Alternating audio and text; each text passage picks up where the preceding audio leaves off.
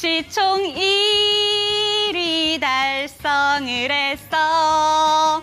네, 오늘장 윤재송은 김종서 씨의 아름다운 구속을 불러봤습니다. 지금 제가 개사한 가사를 들어보시면 이 종목이겠구나, 역시 이렇게 생각하셨을 것 같은데요. 바로 한번 윤재 초이스 만나보도록 하겠습니다. 알테오젠이 드디어 에코프로 BM을 제치고 코스닥 시가총액 1위를 처음으로 달성을 했습니다. 이제 중요한 건 이러한 흐름을 유지할 수 있을 것인가, 이렇게 제목을 잡아봤는데요. 이러한 물음표가 남는 게 결국에는 장중에 시가총액 1위를 달성을 하고 막판까지 1위는 좀 안착을 했지만 그럼에도 불구하고 많이 탄력이 위축된 채 거래를 마쳤습니다. 다음 장 바로 한번 띄워주시죠. 네, 알테오젠의 2024년 주가 차트 한번 살펴보도록 하겠습니다. 지금 보시면 오늘 33만 1,500원까지 터치를 하게 되면서 최고가를 경신을 했는데요. 윗꼬리가 길게 달렸습니다. 오늘 고점 기준으로 2024년에만 무려 236% 주가 급등을 보여줬는데 정말 오랜 시간 동안 부침도 있었지만 꾸준히 올라간 알테오젠입니다. 윗꼬리가 길게 달렸긴 했습니다만 오늘 시총 1위 달성은 참 의미 있게 느껴지는데 이러한 강세 이유 바로 한번 어떤 이유인지 체크를 해보도록 하겠습니다. 네, 어느새 한국의 대표 스타가 된 바이오 알테오젠, 눈여겨봐야 하는 이유는 무엇인가 체크를 해보도록 할 텐데요. 에코프로 BM을 제치고 시총 1위를 탈환했는데 지난해까지만 해도 알테오젠은 시총 10위권에도 들지 못했습니다. 하지만 오늘 3시 30분 기준으로 봤을 때 알테오젠의 시가총액은 오늘 장중에 17조를 넘었다가 16조 후반대에서 안착이 됐고요. 에코프로 BM의 시가총액은 16조 좀 초반대로 내려왔습니다. 그렇기 때문에 이제는 바이오의 대장 중 하나가 알테오젠이다라는 점을 반박할 수는 없을 것 같습니다. 그리고 두 번째 이유로는 이렇게 잡아봤습니다. 머크도 올린 바이오 베터다라고 잡아봤는데 2020년 6월에 머크사와 비독점 방식의 계약을 진행을 했었고요. 이때까지만 해도 기술 경쟁사에게 뺏길 우려가 잔재했었지만 2024년 2월에 독점 방식으로 계약이 변경이 됐습니다. 이때부터 이제 단계별 마일스톤이 입금될 가능성이 좀 놓여지게 되면서 기대감이 전해졌는데요. 어제 있었던 이슈입니다. 히알루론 인화제에 대해서 미국의 물질 특허 결정 소식까지 전해지게 되면서 여기에 대한 실적 기대감은 추가적으로 전해졌습니다. 다음 장도 띄워주시죠. 네, 그런데 지금 마일스톤이라는 게 유동적으로 들어오기 때문에 안정적인 매출원 확보 노력도 지속적으로 하고 있는 알테오젠입니다. 보신다면 7월 한 달 동안과 그리고 8월 한 달 동안에 어떤 노력들을 계속하고 있는가 쭉 정리를 해봤으니까요. 체크가 되셨으면 좋겠고 이렇게 알테오젠이 계속해서 노력을 하다 보니까 시장에서도 확실한 인증을 받고 있습니다. 그런데 바이오 종목들 생각해 보시면 금리 인하의 대표적인 수혜주로 볼 수 있기 때문에 요새 주목하시는 분들 많을 것 같은데요. 오늘은 정말 남달랐습니다. 다음 장 바로 한번 띄워주시죠.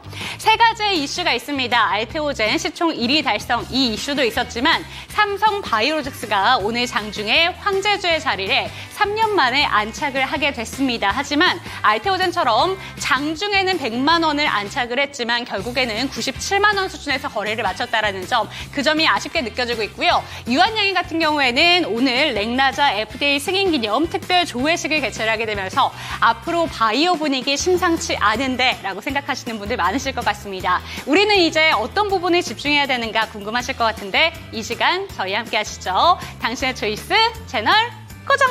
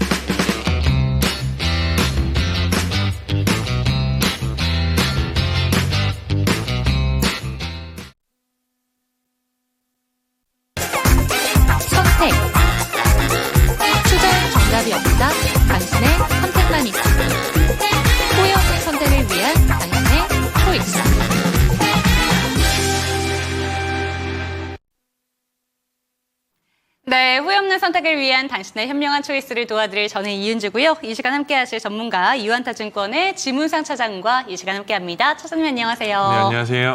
네, 오늘 그야말로 바이오 종목들의 날이 아니었나라는 생각이 듭니다. 물론 오늘 좀 종가 기준으로 봤을 때에도 상한가를 기록한 종목들이 정말 많이 나왔는데 테마주격의 종목들 내에서 움직임은 강하게 나왔습니다. 하지만 그런 종목들을 빼놓고 본다면 이슈가 정말 강했던 쪽은 바이오 종목들에 대해서 이야기를 해봐야 될 것 같은데요. 오늘 시장 좀 어떻게 보셨을까요?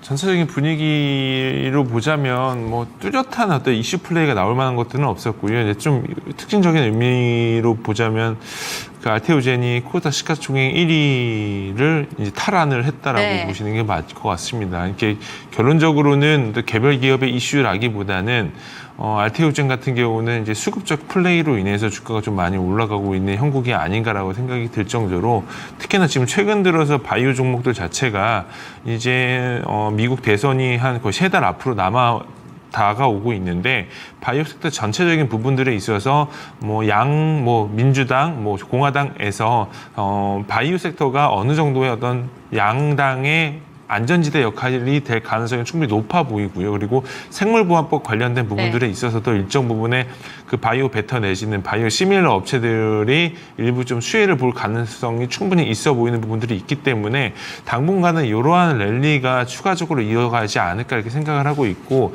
기존의 주도주였었던 IT 반도체 업종들 그리고 기타 지금 전력기기 업종들 같은 경우는 계속적으로 매도 물량이 계속 좀 나오고 있는 부분들이 있고요. 그리고 또 특히나 오늘 같은 경우는 이제 화장품이라던가 조선업종이라던가 이런 부분들에 있어서 그동안에 좀 단기적으로 좀 수급적인 부분들에 있어서 좀 약간 매도 물량이 나왔던 부분들에 있어서 약간의 기술적 반등의 흐름을 보이고 있다는 부분들이 좀 약간 특징적인 흐름으로 볼 수 있지 않을까 이렇게 생각을 하고 있습니다. 네, 좋습니다. 오늘 보시면 유한양행도 그리고 삼성바이오로직스도 제가 준비한 알테오젠도 큼직큼직한 이슈들을 들고 왔습니다. 삼성바이오로직스도 100만 원을 넘어가면서 3년 만에 황제주 자리를 좀 안착할 수 있었는데요. 아쉽게 느껴지는 게 종가 기준으로는 100만 원에 안착하지 못했습니다. 알테오젠도 많이 빠진 채 좀 거래를 마쳤고요. 이런 부분에서 봤을 때 내일도 이 시세의 연속성을 보여줄 수 있을 것인가 이런 좀 안타까움이 남았는데 이에 대해서는 어떻게 보실까요? 이게 내일도 올라가냐 올라가지 않느냐 거기에 대한 어떤 방향성에 대해서는 저도 이제 정확하게 말씀드리기는 어렵지만 아까도 서두에서 잠깐 말씀드렸다시피 미국의 대선 전까지는 바이오 섹터가 이게 대세 상승을 이끌 만한 어떤 대장주가 될지는 모르겠습니다만 그때까지는 지금 비어있는 수급에서 어느 정도의 일정 부분 큰 포지션을 차지하지 않을까 이렇게 생각을 하고 있고요. 지금 여타 보면 셀트리온과 삼성바이오로직스와 그리고 기존의 디벨로퍼 회사들이라고 불리고 있는 알테오젠, 삼천당 제약, 펩트럼 이런 종목들 같은 경우를 보면은 뜯어보면은 개별 기업마다의 어떤 모멘텀이 있고 이벤트가 있는데 그런 어떤 섹터 위의 어떤 플레이를 보자면 전체적으로 미국에서 IRA 법안 중에서 일부 그 바이오 기업들에 들어가는 부분들에 있어서 약간 약가 인하에 대한 어떤 모멘텀이 충분히 있고요. 그리고 아까도 잠깐 말씀드렸다시피 생물보안법 관련된 부분들에 있어서 우리나라 회사들이 일정 부분 수혜를 볼 만한 회사들이 몇 가지 회사들이 있습니다. 그런 부분들로 감안한다 하게 된다면 바이오 섹터가 이제 지금 연말까지는 한 3달 정도 남았는데 그 기간 동안에는 충분히 대장의 노릇을 톡톡하게 해주지 않을까 이렇게 생각을 하고 있습니다. 네, 좋습니다. 대선 기대감도 또 갖고 가는 섹터, 그리고 금리 인하에 대한 기대감도 갖고 가는 종목이니까 그 섹터니까 꾸준히 지켜봐 주시면 좋을 것 같습니다. 마지막에 제가 3가지 사진을 띄워드리면서 삼성바이오로직스, 유한양행, 그리고 알테오젠 이렇게 기사 내용을 준비를 해봤는데요. 지금 바이오 종목들 들고 계시지 않은 분들을 위해서 이 3가지 종목 중에 신규 관점으로 접근 가능한 종목이 있을까요, 혹시? 개인적으로는 이제 삼성바이오로직스 이게 투자하는 스타일에 따라서 좀 다를 수도 있는데 알테오젠 같은 경우는 이제 단기적인 어떤 트레이딩 하시는 분들한테는 굉장히 적합한 종목이지 않을까 생각을 하고 있고요. 유한양행은 딱 이 중간 다리의 역할을 할 것 같아요. 알테오젠 같은 경우는 좀 약간 공격적인 성향이라고 하게 되면 네. 유한양액은 좀 약간 중간 등급의 성향을 가지고 계신 분들, 그리고 마지막으로 삼성바이오로직스 같은 경우는 좀 보수적인 입장으로 주식 매매에 임하시는 분들이지 않을까 생각을 하고 있고, 가장 큰 이제 특징은 주가의 변동폭인데요. 알테오젠 같은 경우는 사실은 상방에 대한 뭐 변동폭이 굉장히 커요. 네. 한번 올라갈 때 뭐 상한가가 간 적도 있고, 여기 보면은 올 초순경에 2월 중순경에 이렇게 주가 흐름을 보면은 네. 거의 3일 동안에 주가가 60% 이상 올라간 흐름이에요. 이게 네. 3일 동안의 주가 흐름이거든요. 그러다가 또다시 3월 말경쯤 되면은 주가 다시 밀려요. 이렇게. 변동성이 굉장히 크죠. 근데 이제 유한양행 같은 경우를 보면은 이제 사실 시가총액도 어느 정도 있고 대형 섹터이기도 하지만 전체적인 흐름이 변동폭이 알테오젠보다는 좀 적다라고 네. 보시는 게 맞고요. 그리고 마지막으로 삼성바이오로직스인데요. 삼성바이오로직스가 최근에는 주가가 많이 올랐어요. 이게 네. 저번에도 한번 말씀드렸지만 2분기 실적이 어닝 서프라이즈가 나와주면서 그동안에 억눌렸던 수급들이 많이 붙여져 있는데, 이게 시계열로 뜯어보면은 삼성바이오로직스는 3년 박스권이에요. 오. 3년 박스권이에요. 이 박스권을 뚫느냐 뚫지 않느냐, 네. 지금이 굉장히 중요한 시기거든요. 이거 만약에 박스 못 닫고 또 내려가면 다시 한번 밑으로 밀리기 때문에 지금 현재 형국이 굉장히 중요한 시기입니다. 근데 오늘 조금 일정 부분 의미 있게 아침 시초가에 100만 원을 터치를 네. 했거든요. 그렇기 때문에 저는 지금 자리에서 이게 장기적으로 장기 박스권 랠리의 상단을 뚫었다라는 부분들이 있어서 상당히 좀 의미를 부여할 만한 상황이라고 생각이 들고 있기 때문에 말씀해주신 세 가지 종목들 다 좋은데요. 그 중에서는 이제 삼성바이오로직스가 탑픽이지 않을까 생각을 하고 있습니다. 네, 제가 딱 한 달 전에 알테오젠을 들고 왔었고, 당시에도 탑픽 종목으로 차장님께 질문을 드렸을 때 삼성바이오로직스에 대해서 언급을 해주셨는데, 이 세 가지 종목 놓고 보더라도 투자 성향에 따라서 다른 선택을 하실 수 있겠지만 삼성바이오로직스 탑픽 종목으로 꼽아주셨으니까요. 내용 참고하시기 바라겠습니다. 그렇다면 이쯤에서 차장님의 초이스 두 가지 종목 화면으로 만나보시죠.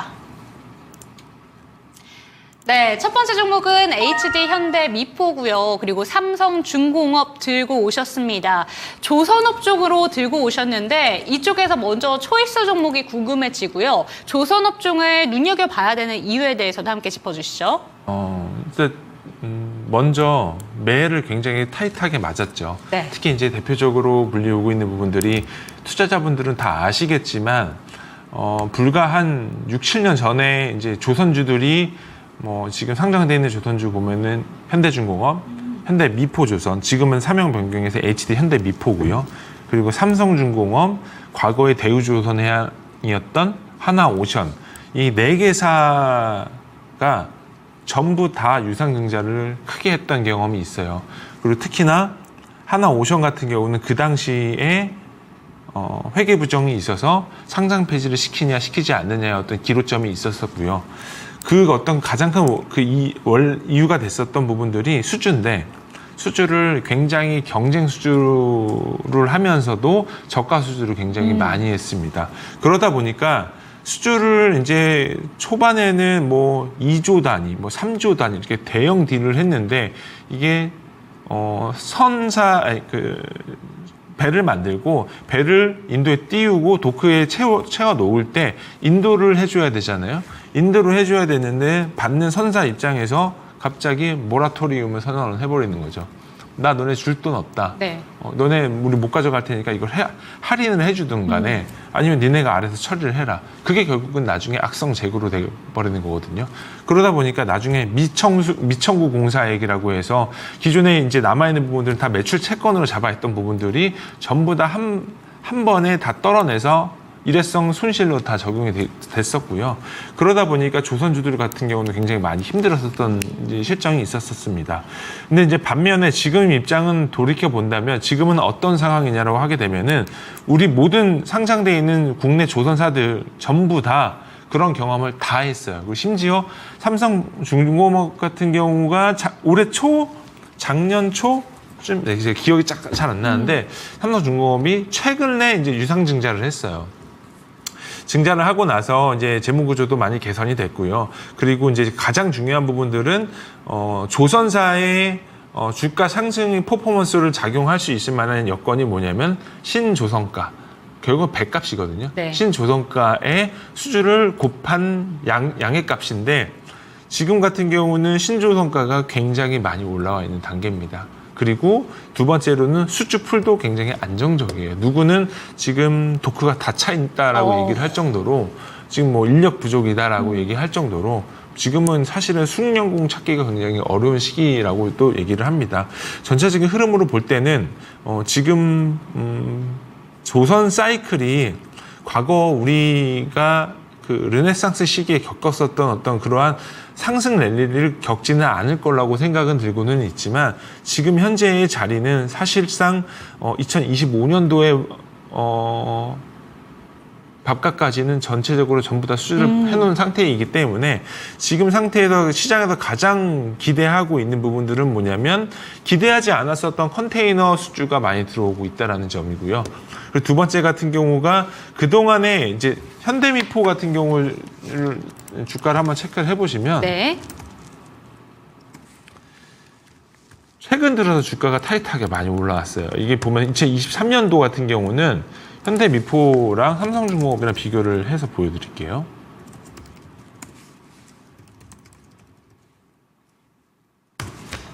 삼성중공업 같은 경우는 올해 1년 내내 주가가 되게 올랐네요. 스무스하게 올라와 있는 네. 단계였고요. 2023년도에도 주가가 나쁘지가 않았어요. 근데 현대미포 같은 경우는 2023년도 같은 경우는 사실상 별로 좋지가 않았었고요. 네. 그리고 올 초에 현대미포 주가가 엄청 밀렸어요. 근데 지금 갑자기 올라오고 있는 부분들은 뭐냐면 현대미포 조선의 발목을 잡고 있었던 부분에 MR 탱커가 있는데 네. MR 탱커보다 더 이제 중요하게 생각하고 있는 부분들이 PC선이랑 LNG선인데 PC, LNG선의 수주가 급격하게 올라오고 있다는 부분들이 조선사들의 어떤 사이클 주기상 지금 상승 랠리로 이어갈 만한 자리 아니냐라고들 얘기를 하고 있습니다. 지금 보면은 하나오션 같은 경우는 지금 그동안에 재무적인 좀 문제가 있었던 부분들이 지금 계속적으로 그룹 차원에서 해소를 하려고 있는 부분들이 있고요. 그리고 흑자 전환 기조도 연간으로 볼 때는 이미 진행이 되고 있다는 부분들을 확인을 했기 때문에 우리가 지금 계속적으로 좀 좋아지고 있는 그룹들 같은 경우 보면은 삼성중공업, HD 현대중공업, 지금 말씀드린 현대미포, 마지막으로 이제 하나오션인데 결과적으로 볼 때는 하나오션까지만 해도 연간으로 흑자 전환 기조가 유지가 된다고 하게 되면은 조선업 같은 경우는 확실하게 턴어라운드에 성공을 했다라고 말씀드릴 수가 있을 것 같고요. 그리고 결국은 계속 좀 말씀드리고 있는 부분들 같은 경우는 현대미포 같은 경우가 작년에 그렇게 미운 오리 새끼처럼 취급을 받았었던 부분들에 있어서 지금 6월달, 7월달, 8월달 수주 사이클을 보게 되면은 상당히 지금 거의 조선사 기준으로 볼 때는 제일 많이 상승률이 높거든요. 네. 그만큼 현대미포가 많이 저평가되어 있는 부분들에 있어서 지금 장장에는 약간의 어떤 프리미엄을 받을 수 있을 만한 자리까지 왔다라고 말씀드리는 게 맞지 않을까 싶어서 오늘 이제 초이스 종목으로 가지고 나와봤습니다. 네, 좋습니다. HD 현대미포가 그동안은 실적이나 이런 부분에서 주가 퍼포먼스가 제대로 나오지 않았던 종목이었는데 이번 하반기부터는 확실히 다른 흐름을 보여줄 거다라는 점을 짚어주셨습니다. 그런데 레포트들 나온 거 보니까요. HD 현대미포에 대해서 17만 원까지 목표가 상향하는 레포트도 있는데 차장님께서 보시기에는 이 종목 간다면 어느 정도까지 바라볼 수 있을까요? 그러니까 결국 이제 개별 기업의 건건마다 이 종목의 어떤 목표 주가를 설정을 해서 올라가는 거는 사실은 지금 자리에서는 의미가 없을 거라고 말씀을 드리는 게 네. 맞을 것 같고요. 가장 중요한 게 2025년도에 그 글로벌 조선사 기준으로 볼 때 LNG선 발주 규모가 얼마나 올라갈 수 있느냐 그리고 추가 수주가 어디까지도 나올 수 있느냐를 체크를 하는 게 제일 중요하거든요. 근데 지금 일례로 작년에 조선업 사이클에서 가장 중요하게 봤었던 그 LNG 프로젝트 중에 카타르 수주가 제일 중요했었는데 카타르 수주가 1차분은 이미 나왔었고요. 네. 2차분까지 나왔습니다. 근데 거기에다가 카타르 프로젝트 중에 추가 수주가 빠르면 올해 말 좀 느리면 내년도 연간 기준으로 볼 때 추가 수주가 나올 수 있다는 얘기가 나오고 있기 때문에 이런 부분들로 봤을 때는 실적은 어차피 조선업 수주는 먼저 기반영되는 부분들이 가장 많고 나중에 반영되는 부분들에 있어서 어떻게 실적을 반영하느냐가 가장 중요한 건데 실적 사이클 같은 경우는 이제 조선 같은 경우는 수주를 먼저 받는 게 주가에 다 녹아서 반영이 되는 부분들이 있고 실적 반영은 사실은 차후의 개념이라고 네. 이해를 하시는 게 맞기 때문에 지금 기점으로 볼 때는 첫 번째로는 이제 삼성중공업 같은 경우는 FLNG 얼마나 받느냐 그리고 나머지 뭐 현대중공업이라던가 현대미포라던가 뭐 LNG 프로젝트마다 스케줄이 다 있는데 그 스케줄을 어떤 식으로 우리가 수주를 받고 있느냐가 가장 중요하지 않을까 이렇게 생각을 하고 있습니다. 네, 좋습니다. 우선 오늘장 두 가지 조선 업황에 대해서 우선 짚어주시면서 초이스 종목으로는 조금 더 저평가 매력도가 있는 HD 현대미포 짚어주셨는데요. 여전히 뭐 삼성중공업에 대해서도 긍정적인 뷰를 유지하고 계시는 거죠. 사실은 네. 이제 선택을 안 했을 뿐인 거지 그렇죠. 여전히 삼성중공업도 굉장히 좋은 종목 중에 하나고요. 다만 이제 선택을 안 한 가장 큰 이유는 지금 현재 자리에서 업사이드가 어떤 종목이 더 크게 볼 수 네. 있느냐로 보자면 두 개만 딱 집어서 말을 하자면 삼성중공업 같은 경우는 작년에 조선주의 탑픽이었고요. 네.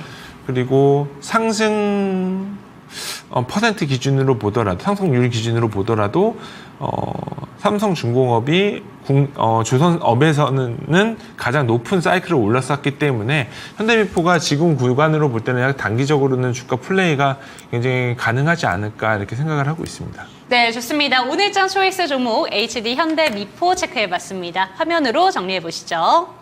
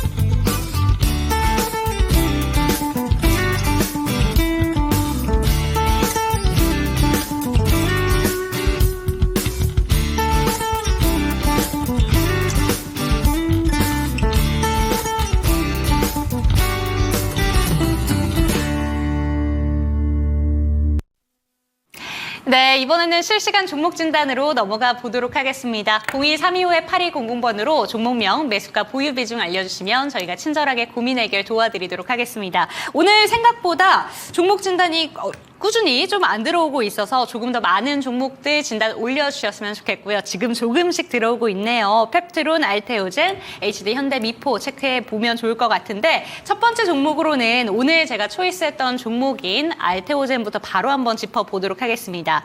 캐로로님의 종목이고요. 알테오젠 26만 8,500원에 10% 들고 계십니다. 장기 관점으로 보는데 추가 매수도 가능할지 봐주시면 감사할 것 같습니다. 라고 보내주셨군요. 이 종목 어떻게 보실까요? 설명드릴 게 있을까요? 이게 코스닥 시가총액 1등 기업인데 네. 뭐 내용적인 부분들 같은 경우는 이제 개별 기업의 어떤 이슈보다는 이제 시장의 어떤 분위기 먼저 말씀을 드리는 게 맞지 않을까 생각을 네. 하고 있는데요. 지금 미국 정부가 IRA 약가 인하 정책으로 인해서 결국은 국내에서도 지금 주가가 올라가고 있는 종목들 보면은 이제 바이오시밀러 업체들 위주로 주가가 많이 올라가고 있는 걸 확인하실 수가 있으실 텐데, 그래서 알테오젠도 마찬가지고 삼성 바이오로직스도 마찬가지고 셀트리온도 마찬가지입니다. 기타 바이오시밀러 하고 있는 작은 국내 회사들은 직접적인 어떤 수혜 여부는 없을 수도 있겠지만 이런 종목들이 오히려 더 많이 올라가고 있거든요. 그게 결국 어떤 영향을 받고 있다라고 생각이 들고 있기 때문에 이게 가장 큰 이유는 이제 오리지널을 보유한 빅파마의 신약을 기준으로 해서 SC 개발 수요가 계속 올라오고 있어요. 결국은 이 얘네들이 특허가 만료가 되다 보니까 피하 제형으로 주사기가 개발이 돼서 그런 식으로 이제 제형을 좀 변경을 하고 있는 니즈가 굉장히 크다라고 말씀을 드리고 싶고요. 그 중에서도 결국 바이오시밀러 기업들도 이런 부분들에 있어서 좀 차별화 전략을 쓰는 거 아닌가 생각을 하고 있습니다. 그리고 뭐 알테오젠 같은 경우는 머크랑 독점 계약을 진행을 하고 있고, 그리고 산도즈랑도 재계약이 진행을 하고 있는 부분들이 있기 때문에 이런 부분들이 시장 분위기를 많이 타는 거 아닌가라고 생각이 들고 있고요. 결국은 지금은 알테오젠 같은 경우는 개별 기업의 이슈라고 보는 것보다는 바이오 전반적인 흐름을 이제 알테오젠이 대장 삼아서 흐름을 그 분위기를 타고 올라가는 거 아닌가라고 생각이 들고 있습니다. 네. 결국 지금은 대부분의 수급 매수세는 액티브한 수급은 아니라고 생각이 들고 있고요. 이 수급은 어떤 거냐면 결국 패시브 수급이 아닐까 생각을 하고 있어요. 그래서 전체적으로 외국인 수급도 마찬가지고 기관 수급도 마찬가지겠지만 액티브한 수급이라기보다는 그 지수를 떠받는 수급 중에 일정 부분이 알테오젠에 들어오는 부분이라고 네. 이해를 하시는 게 맞지 않을까 싶습니다. 그래서 전체적인 흐름은 추가 매수를 좀 해보셔도 괜찮지 않을까 예상은 하고는 있는데요.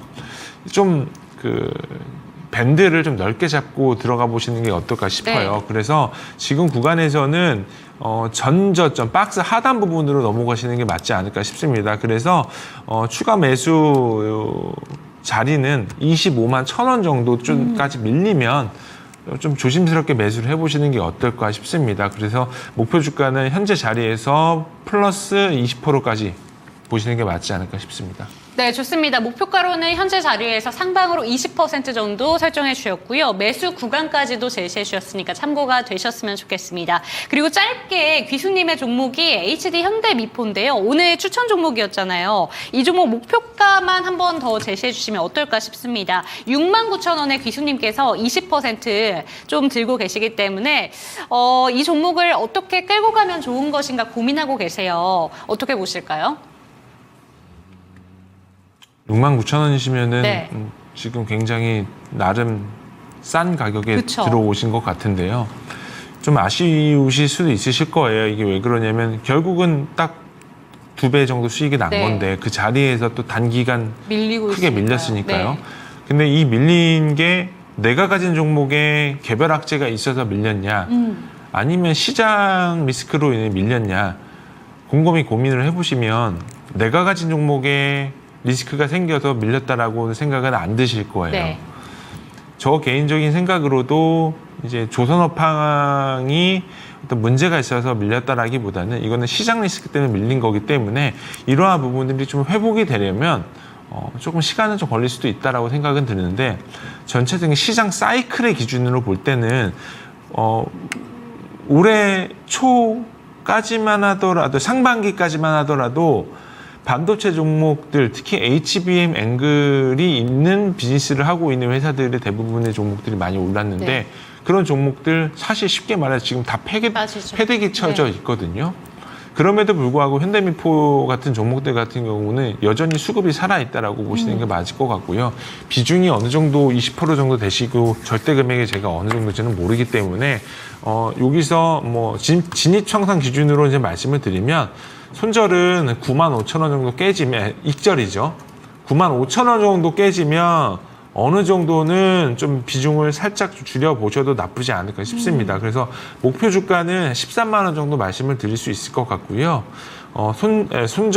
익절 중에 비중 축소는 한 9만 5천 원 정도 네. 말씀드리겠습니다. 네, 좋습니다. 지금 다 채팅방에서 귀숙님의 매수가에 대해서 놀라고 계십니다. 차장님의 초이스 종목으로도 이 종목을 짚어주신 만큼 조금 더 수익 극대화하시기를 저희가 응원해 드리도록 하겠습니다. 다음 종목으로는 오늘장 초이스 종목 말고 다음 종목으로 이어가 볼 텐데요. 10억짜리 에스프레소님의 종목입니다. 현대차고요. 26만 5천 원에 비중 10% 들고 계십니다. 익절하고 싶어요 라고 보내주셨는데 내일 또 현대차 CEO 인베스터 데이가 있고요. 현대차와 기아 3대 신용평가사가 올 A 등급을 내리게 되면서 세계 최고 수준으로 평가를 했습니다. 그런데 주가 흐름은 참 많이 밀렸죠. 이 종목도. 이 종목 어떻게 바라보는 게 좋을까요? 사실 할 말이 없어요. 너무 좋아요. 오. 좋은데 중요한 건 주가가 좋다라는 걸 따라가지 못하고 있다는 네. 부분들이 문제인 거죠.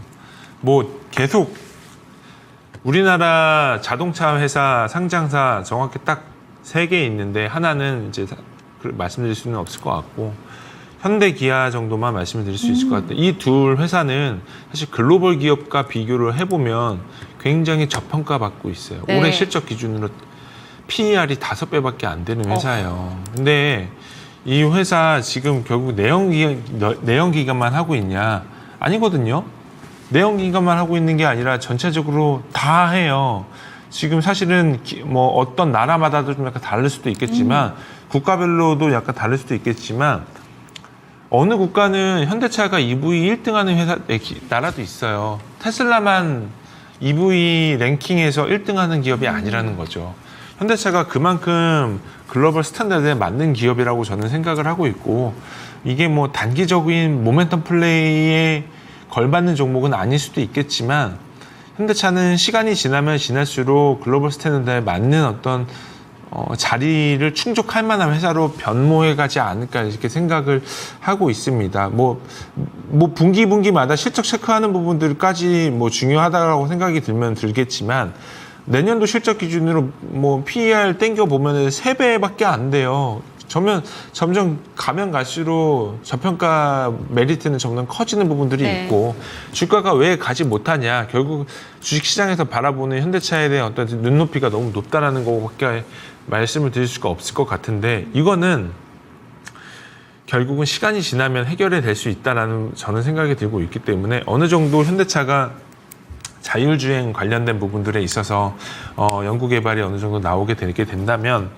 테슬라와 비등할 수 있을 만한 어떤 기술력이 생기지 않을까라고 네. 생각이 들고 있습니다. 그래서 저는 뭐 현대차는 워낙 좋게 보고 있기 때문에 이 목표 주가를 높게 설정을 해드려도 비단 누가 비싸다라고 말씀을 드릴 수 있을 만한 회사는 아니다라고 말씀을 드릴 것 같아요. 그래서 목표 주가는 1차적으로는 연말까지 30만 원 제시해드리고요. 네.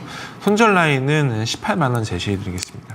네, 목표 주가 30만 원으로 제시해 주셨으니까 체크가 되셨으면 좋겠습니다. 정말 이제는 인베스터 데이에 대한 기대감도 남아있고 주주 환원에 대한 기대감도 남은 만큼 긍정적인 이슈만 들고 있는 현대차다라는 점 체크가 되셨으면 좋겠고요. 다음 종목으로는 바이오 종목 중에서 한 종목 체크해 보도록 하겠습니다. 조에이디님의 종목 펩트론입니다. 6만 6천 원에 15% 들고 계시고요.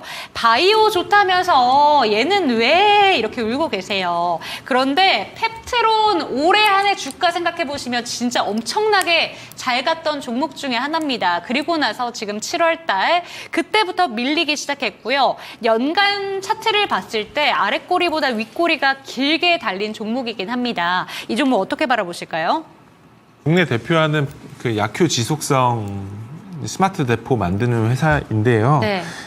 결국은 지금 얘네 펩트론 같은 경우는 이제 신약 개발하고 있다라는 회사는 아니에요.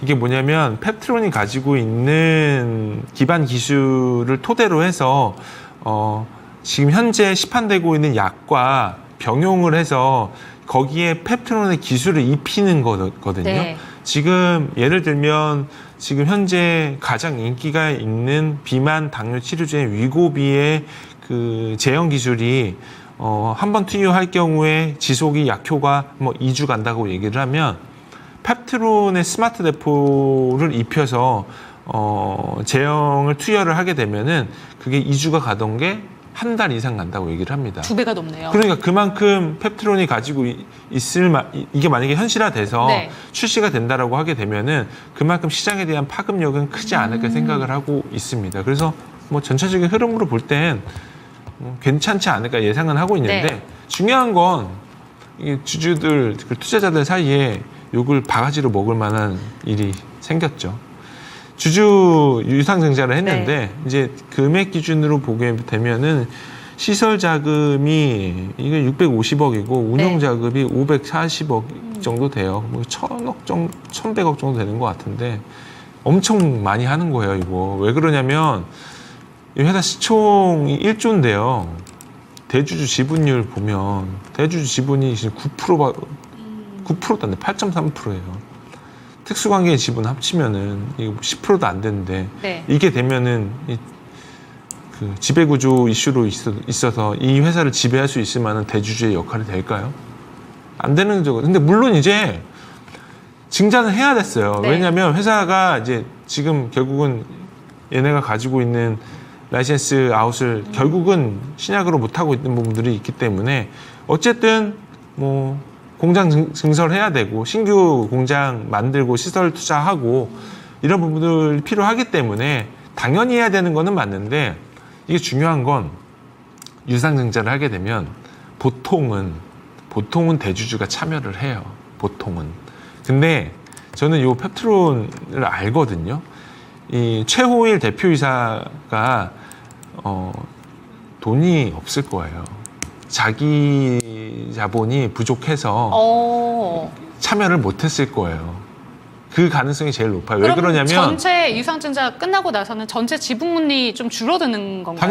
당연히 줄어들죠. 이게 왜 그러냐면 대주주가 제일 많은 유상증자 분을 보유를 하고 있기 네. 때문에 자기가 증자 참여할 만한 룸이 많아요. 그러면 그 룸을 내가 다 투자를 하겠다라고 하게 되면 그거는 사실은 주가 하락이 당연히 있을 수밖에 네. 없기는 하지만 당호가. 그만큼 대주주가 참여를 하잖아요. 네.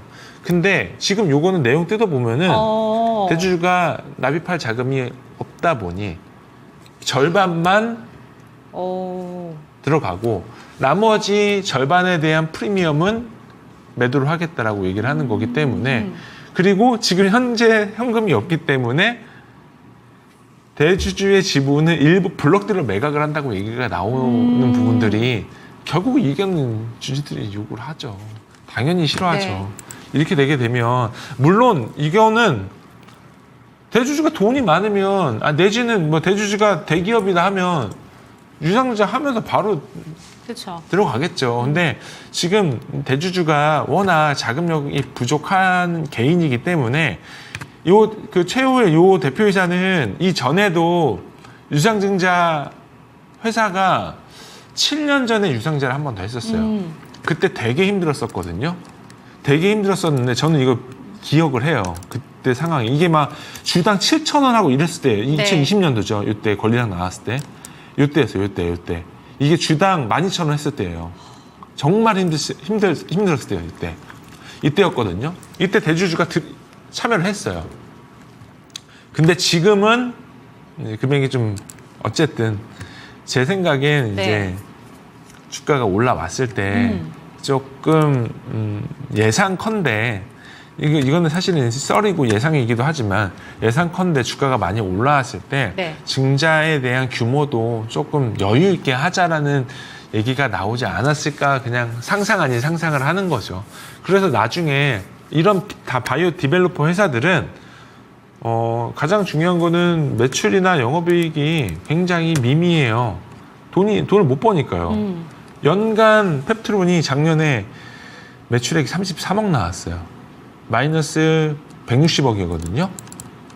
그러면 뭐 영업 활동을 거의 안 한 거나 마찬가지인 거죠. 이런 회사들은 매년 회사에 돈이 있어야 돼요. 그래야 연구개발이 계속적으로 진행이 되는 부분들이 있기 때문에 그러다가 빅파마 내지는 뭐 큰 회사들한테 라이센스 아웃을 해서 자기네들 권리 부분을 매각을 하고 이런 식으로 진행하기 때문에 주가는 뭐 가장 밀렸던 가장 큰 이유는 유상증자권에서 대주주가 참여하는 비중이 시장의 기대치만큼 참여하지 못했다. 이런 부분들 때문에 주가가 밀린 거라고 보시는 게 맞고요.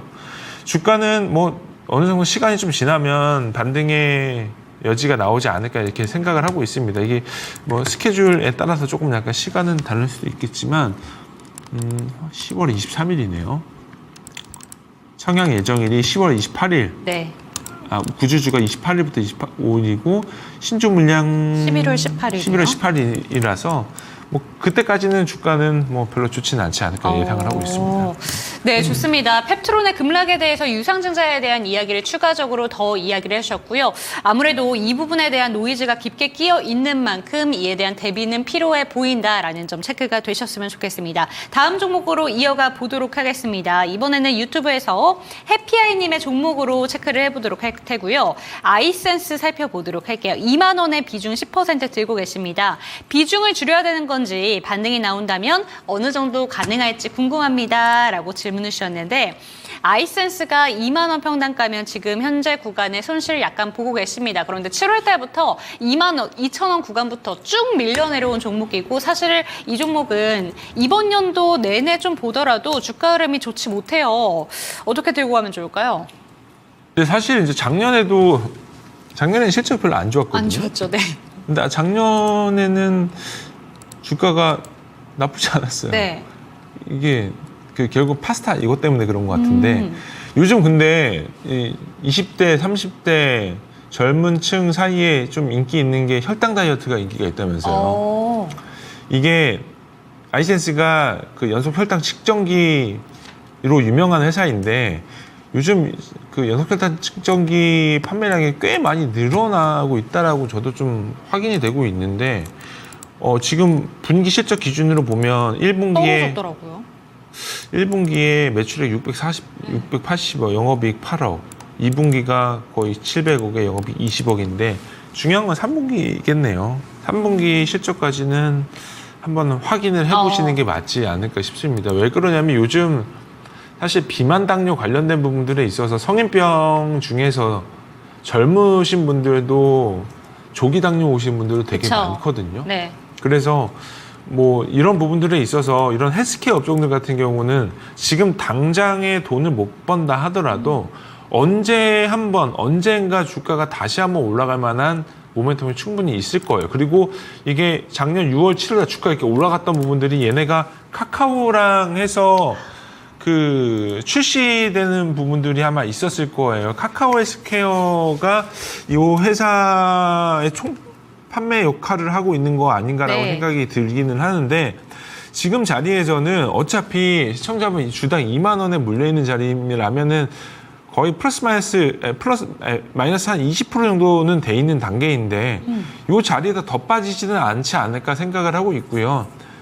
이미 이제 9월 지나면 3분기 클로징인데 한 2달 정도 더 기다려 보시는 게 어떨까 싶습니다. 그래서 3분기 실적이 뭐 시장 기대치만큼 나와주면 주가는 다시 올라갈 가능성이 높아 보이고요. 지금 현재 자리에서 예상했었던 것보다 실적이 제대로 안 나왔으면 손절도 하셔야 되겠죠. 근데 지금 자리에서는 3분기가 턴어라운드 할 수 있을 만하다고 얘기가 나와지는데 굳이 매도를 하실 것까지는 좀 아니지 않을까 생각을 하고 있고요. 충분히 모멘텀이 있고요. 그리고 그 탑라인도 좀 충분히 성장을 할 만한 가능성은 있는 회사인 건 분명합니다. 다만 지금 어찌됐든 간에 단기적인 실적이 뒷받침되지 못하고 있는 부분들이 제일 좀 아쉬운 부분이지 않을까 싶어서요. 지금 구간에서는 좀 홀드 하시는 게 맞지 않을까 생각을 하고 있고요. 목표 주가는 전고점 지나면서 때까지 말씀드리고 22,000원에 손절 라인은 15,000원 제시해드리겠습니다. 네, 좋습니다. 이 종목이 카카오 헬스케어와 함께 AI 혈당 관리와 관련해서 이야기를 좀 했었던 종목이고 당시에 그 이슈로 인해서 9월 달에 주가 흐름이 상당히 좋았던 종목입니다. 그렇기 때문에 3분기까지 실적 확인해 보시고 그때 매매 방법에 대해서 다시 논의해 보시는 게 어떨까라고 조언해 주셨으니까 참고가 되셨으면 좋겠습니다. 그리고 다음 종목으로는 유튜브에서 아라비안 나이트님의 종목 SP소프트 체크해 보도록 보도록 하겠습니다. 8,870원에 15% 들고 계시고요. 딥페이크 이슈를 보고 낮에 매수를 했습니다. 이쪽 테마 어떻게 보실까요? 라고 질문을 주셨어요. 사실 오늘 이쪽이 시장을 좀 장악하다시피 했습니다. 오늘 상한가를 간 종목이 5종목이나 나왔는데 거의 다 이쪽 테마거든요. 그런데 이게 좀 시장에서도 그렇고 사회적으로도 우리가 참 많이 논의가 되고 있는 쪽이다 보니까 이쪽이 이 테마를 좀 길게 갖고 있을 수 있을 것인가라는 생각을 하실 것 같아요. 이에 대해서 어떻게 바라보실까요? 이건 단발성 테마라고 보여지고 있고요. 네. 물론 이제 그 딥페이크 관련된 부분들은 사실 범죄죠. 그쵸. 범죄이기 때문에 굉장히 엄벌하면서 다스려야 되는 부분들이 있는데 이 테마도 결국은 이 테마가 형성이 되면서 어떠한 큰 시장을 형성할 수 있느냐 없느냐가 중요한데 요거는 그냥 단발성 테마라고 이해를 하시는 게 맞을 것 같고요. 이런 회사들이 그런 딥페이크 관련된 부분들이 있어서 실제로 매출과 연결이 돼서 아니면 지금 현재 그런 걸 일을 하고 있다 하더라도 이 사이즈가 탑라인 부분에서 우리가 가지고 갈 만한 룸이 커지느냐 커지지 않느냐를 우리가 고민을 해봐야 할 텐데 그러지 않을 것 같거든요. 그래서 저는 그냥 요거는 차트로 트레이딩 하시는 게 맞지 않을까 싶습니다. 지금 현재 오늘 종가 기준으로 볼 때는 그래서 내용적인 부분들에 있어서는 제가 말씀드릴 수 있는 거는 없을 것 같고요. 다만 이제 뭐 기술적으로 보자면 지금 현재 입장에서는 뭐 매매를 해보실 만한 것 같기는 합니다. 그래서 오늘 종가도 굉장히 뭐 나쁘지 않게 끝나기는 했고요. 그래서 일단 1차적으로는 11,900원 정도 돌파를 하나 안 하냐 여하에 따라서 주가의 갈림길이 좀 놓여있지 않을까 생각을 하고 있고요. 만약에 내일도 뭐 대량 거래가 수반이 되면서 주가가 좀 상승하게 되면 61선 돌파 여부까지 좀 보시는 게 맞지 않을까 싶습니다. 그래서 1차적인 목표 주가는 12,000원 제시해드리고요. 손절 라인은 뭐 때에 따라서 하셔야 되긴 하겠지만 8,600원 정도 제시해드리겠습니다. 네, 손절 라인 8,600원 그리고 1차적인 목표가로는 12,000원 제시해 주셨으니까 참고가 되셨으면 좋겠습니다. 범죄는 범죄지만 종목 자체에 집중해 본다면 단발성 테마로 끝날 수 있다라는 점 좀 유의가 되셨으면 좋겠습니다. 마지막 종목 한 종목만 더 체크해 보도록 할게요. 유튜브에서 봉나무찌의 종목이시고요. LS 일렉트릭 17만 5천 원에 19% 계속해서 추가 매수를 해서 19% 비중이 됐습니다. 본전 탈출 가능할까요? 라고 질문을 주셨는데 아까 전에 반도체 종목 살짝 이야기가 나오면서 이 전력 설비 테마에 대해서도 이야기를 해주셨습니다. 올 한 해 초부터 좀 계속해서 주목을 받다가 요새 반도체 종목들이 빠짐과 함께 이쪽도 살짝 시들해졌는데요. 다시 갈 수 있을까요? 근데 이제 중요한 건 회사는 되게 좋아요. 근데 이제 우리가 첫 번째로 봐야 되는 부분들이 주가가 언제부터 퍼포먼스가 좋아졌냐 라고 뽑자면 올해 3월 달부터거든요. 올해 3월 달부터 굉장히 기하급수적으로 주가가 많이 올랐어요. 특히 이제 LS 그룹주들이 다 마찬가지예요. 지금 LS 일렉트릭만 그런 게 아니라 주 LS 지주사도 마찬가지고요. 그리고 지금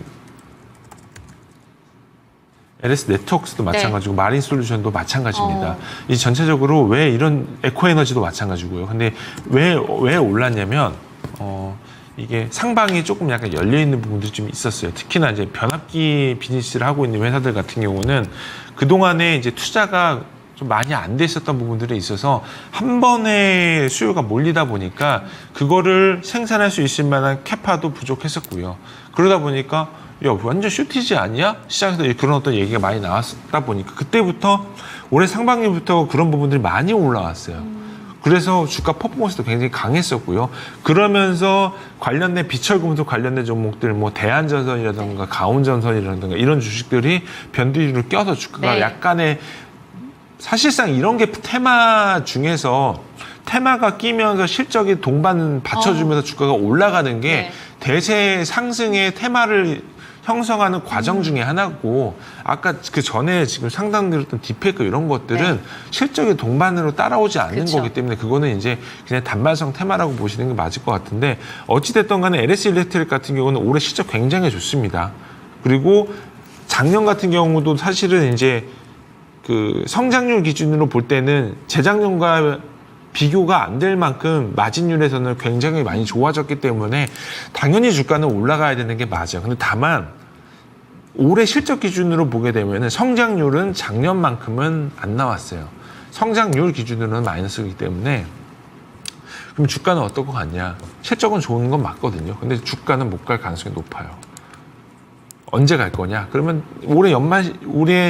올해 내년 연말 실적 확인을 하고 올해 하반기 지나고부터는 다시 한번 올라갈 가능성이 높은데 저의 짧은 개인적인 소견이지만 네. 지금 현재 자리에서는 일단은 주가가 반영되기 이전에 먼저 실적이 반영되기 이전에 주가가 먼저 반영을 했고요. 지금 주가가 밀리고 있는 부분들은 그 선반영된 부분들을 주가가 먼저 밀어놓고 있다는 부분들인 거죠. 이게 결국은 우리가 뜯어보면은 반도체 장비 회사들 중에 대표적으로 제가 강하게 말씀드렸던 이수페타시스나 한미반도체는 똑같아요. 왜 그러냐면 우리 삼성전자나 SK하이닉스도 2021년도 실적 그렇게 좋지 않았거든요. 근데 피크아웃으로 삼성전자가 9만 원 후반대 찍고 나서 그때 이후부터 계속 밀렸어요. 계속 밀렸던 부분들이 그 피크아웃을 찍고 나서 주가가 밀리기 시작하면서 실적이 반등이 나온 부분들이 있거든요. 실적 반등은 그 이전 거에 대한 선반영 부분이라고 이해를 하시는 게 맞고 실적이 좋아졌는데 왜 주가가 못 가냐라고 물어보시면 주가는 그 이전에 이미 다 올라와 있는 부분들에 대한 선반영이기 때문에 말씀을 드리는 게 맞다라고 생각이 들고 있습니다. 그래서 LS일렉트릭 같은 경우는 좋아요. 좋은데 주가가 반등이 나오기에는 지금 자리에서는 좀 아니지 않을까 생각을 하고 있습니다. 그래서 반등 시점 비중을 좀 줄여가시는 게 맞지 않을까 생각을 하고 있습니다. 그래서 목표 주가는 20만 원 제시해드리고요. 손절은 전저점 깨지면은 비중 축소하시는 게 맞지 않을까 해서 예상을 하고 있어서 14만 원 말씀드리겠습니다. 네, 좋습니다. 마지막 종목까지 체크해 주셨습니다. 그렇다면 이제 내일장 초이스 전략에 대해서도 한번 끝으로 여쭤보도록 하겠습니다.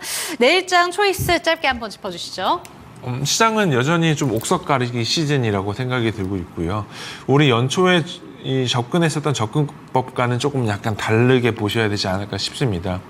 매매하시는 분들 같은 경우가 내가 가지고 있는 종목들이 실적이 되게 좋은데 주가가 지금 막 안 올라가고 있다라고 하게 되면 시계열 기준으로 6개월 전에 차트를 한번 돌려보세요. 그러면 6개월 전에 주가는 그 당시는 실적이 별로 안 좋았을 거예요.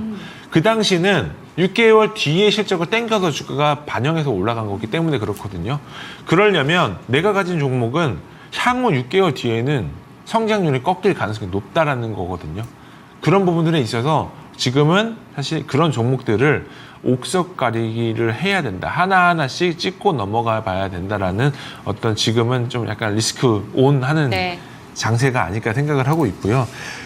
아마 내일 엔비디아 실적 발표를 앞두고 있는데 과한 기대감은 안 하시는 게 맞지 않을까 싶습니다. 대부분이 엔비디아는 GP 마진이 거의 80%가 넘어가는 회사이기 때문에 당연히 실적이 좋을 걸로 예상을 하고 있을 거예요. 그게 아마 뭐 EPS가 주당 300불이 넘어가냐 안 넘어가지 않느냐 그걸 여부를 따지는 것 같은데 엔비디아 실적 발표하니까 오늘 종가로 SK하이닉스랑 삼성전자 사신 분들이 분명히 있을 거예요. 근데 저는 그거 안 먹힐 것 같거든요. 되려 엔비디아 실적 괜찮게 나왔다 하더라도 그거는 이미 다 어느 정도 시장에 다 녹아들고 있는 부분이라고 생각이 들고 있기 때문에 지금은 조금은 돌다리도 두들겨 보면서 넘어가야 하는 시기라고 생각이 들고 있어요. 다만 서두에서 말씀드렸다시피 적정 현금은 꾸준하게 유지를 하시는 게 맞지 않을까 싶고요.